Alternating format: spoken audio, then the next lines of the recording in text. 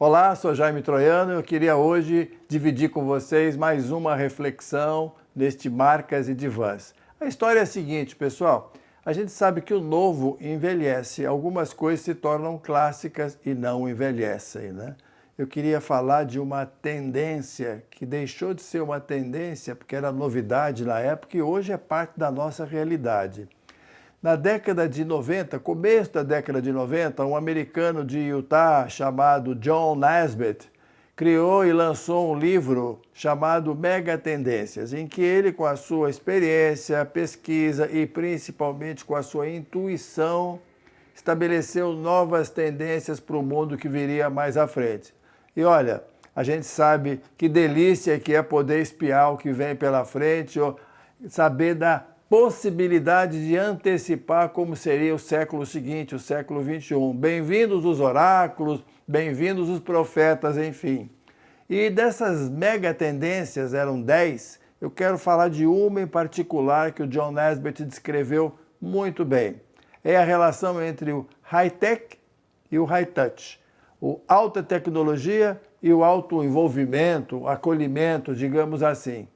É uma polarização que está entre nós hoje, mas que começou de um jeito um pouco diferente. Se a gente voltar no tempo, há bastante tempo, talvez há mais tempo do que eu tenho de vida, a vida era essencialmente high touch, né? Os encontros eram pessoais, as relações face to face.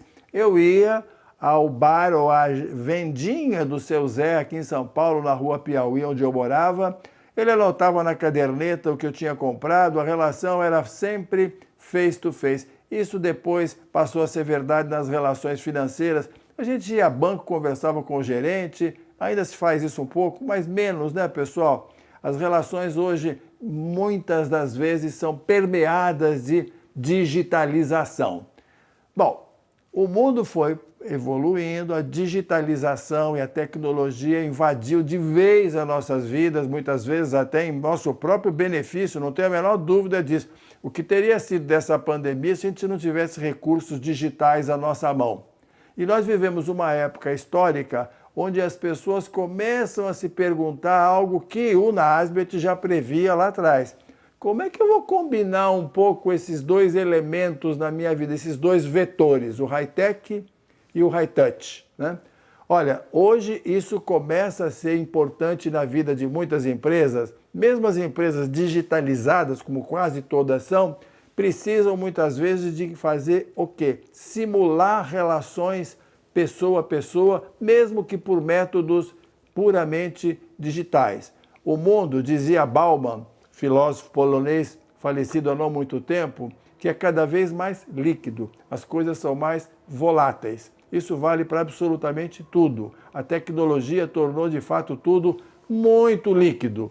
Mas a gente precisa de coisas mais sólidas, mais permanentes e de coisas que tenham mais sentido pessoa a pessoa em nossas vidas. Como essa equação vai sendo combinada, eu acho que depende de cada um, depende das empresas, depende, enfim, daquilo que a gente quer da vida, né, pessoal? Eu diria o seguinte, o John Naisbitt acertou que as coisas vão ser uma combinação e vai caber a nós, seres humanos, estabelecer essa melhor equação que combina as duas coisas. Talvez eu não vou dar uma de John Naisbitt, né, mas eu vou talvez dizer que no futuro, aquilo de que nós estamos querendo tanto, né, aquilo que pode ser uma combinação ideal, pudesse ser talvez simbolizada por uma relação entre nós sermos um pouco Jetsons e um pouco Flintstones. Quem sabe não seja essa a nossa próxima etapa nessa busca por esse equilíbrio mais inteligente na vida, pessoal. Até a próxima!